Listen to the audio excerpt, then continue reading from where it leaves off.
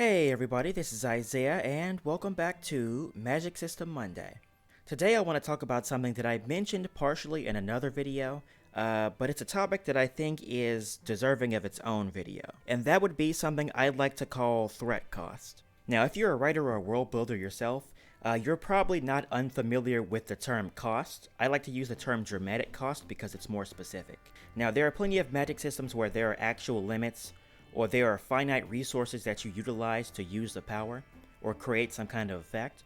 But then there are some types of magic systems where there's an innate drawback, or risk, or trade-off to using a power that adds drama. Although sometimes it's not necessarily about the magic that a character uses, sometimes it's just an inherent risk that the character has to deal with throughout the story. For example, if you were to have made a deal with a devil or something, or a more direct example would be something like Naruto, where you have the nine-tailed fox. Having that power grants you immense capabilities, but there are a number of risks associated with it, including and not limited to the creature taking over you and you literally dying, or having it ripped out and you dying. And then there are things that are more gradual, like for example in Wheel of Time, if certain characters use magic, over time it deteriorates their mind and they eventually go insane. And all of these things are built in such a way that they add drama or risk to the story. They make the characters think about whether or not they're going to use these powers, and it makes you, or at least it's supposed to make you, worry about the characters once they use these powers. You want my professional opinion? You best slip your pedal off the metal, chum. You're about to drive headfirst off the cliff with no way back off. Or when characters might be subjected to these powers.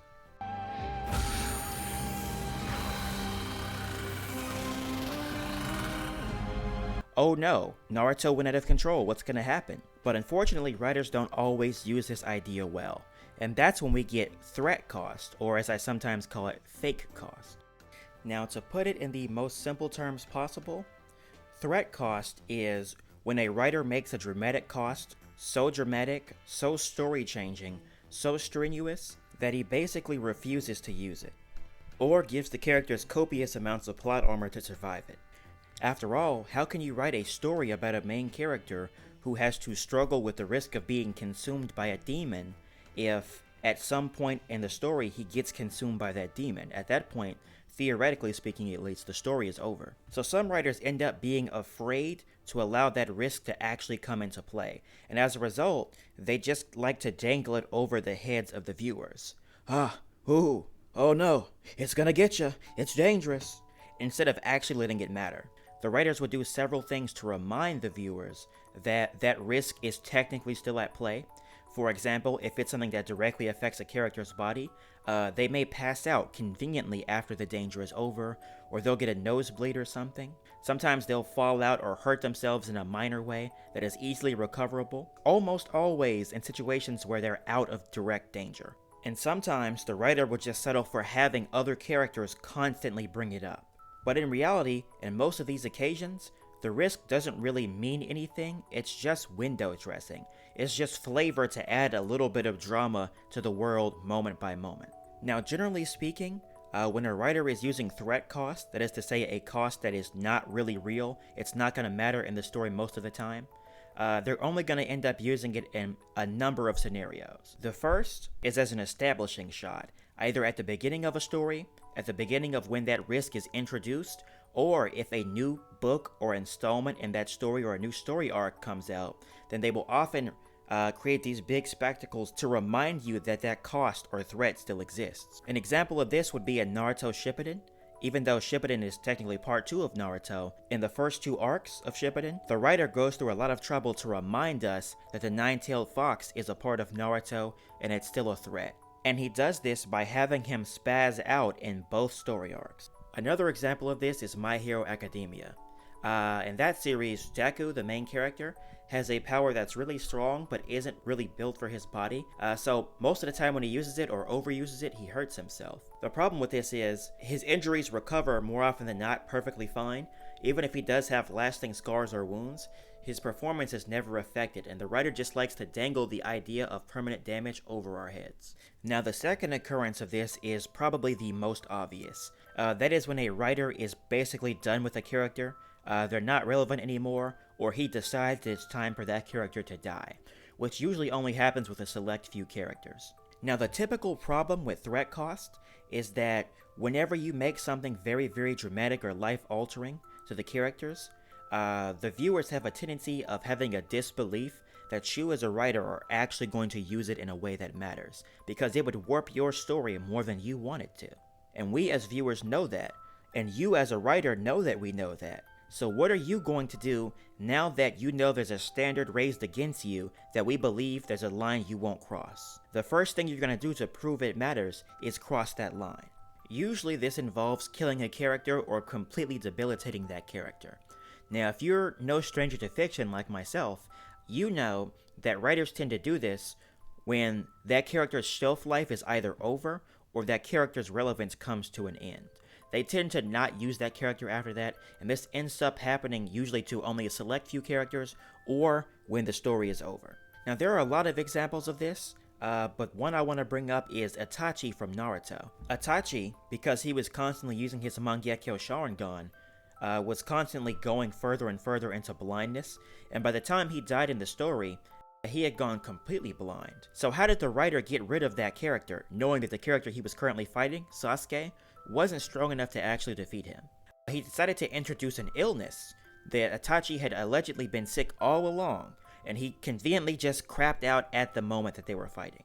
Now that the character had outlived this usefulness because of the drawback of his ability, the writer used that point to just have him die. The other example of this that I brought up in the previous video where I mentioned this was David Martinez from Cyberpunk Edgerunners. Now in his case, he did end up going insane. From cyberpsychosis, he went mad, and then he got killed. Which is basically how cyberpsychos go in that universe. It's pretty par for the course, but it still counts. Now the key takeaway of both of these circumstances is that both of the characters are allegedly facing some drawback that technically canonically exists, but aside from the fact that the writer dangles it over our head, they don't suffer very many tangible drawbacks, if any at all. In the case of Itachi, he suffers basically no loss of functionality, despite the fact that he was basically blind in his final fight. Now the reason I complained about David's case is because in the vast majority of the series runtime, he was just kind of being a bonehead, and the story was pretending that him going insane was this big problem, all the way up until the end where he actually finally went insane. Most of the drawbacks he encountered before that point were basically irrelevant, other than the fact that characters kept bringing it up. Now the third circumstance that threat cost ends up actually being utilized is one that's potentially very, very interesting if you do it right, but oftentimes is just kind of annoying if you read a lot of stories or watch a lot of TV shows, and that would be when the writer alters the context of the drawback or provides some method of the character getting around it, usually plot armor. This can make sense in story, but it still serves to deflate the cost. In extreme cases, a writer might even use this several times in one story. The reason I ended up making this video in the first place was because I had a flashback to Loki. I recognized that Season 2 is out. I haven't watched any of it yet. I was just reminiscing on Season 1. I like the feel of it, but some of the plot and some of the mechanics really make my head hurt a little bit. And I was actually planning on making a video about it last year, but I never really got around to it because it was too annoying. Now in that story, there's this whole issue with timelines and everything, and in order to correct that, they delete some things from the timeline. They call it pruning. And they have these batons that they can hit you with that basically erase you from existence, right? So not only is it something very powerful because you can be erased from existence, but also the fact that it's easy to do. All you have to do is touch somebody with it. You can't get grazed with it or cut with it and survive.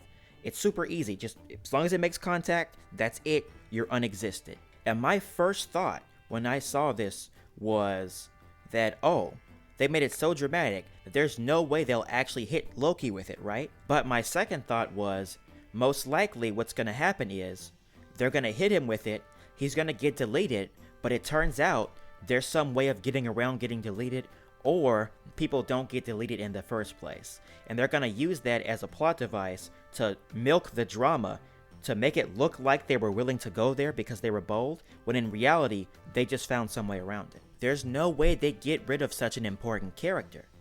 So even though they can milk that drama in the moment, it often further serves to prove that they're not willing to go there. And that's what happens when it comes to threat cost.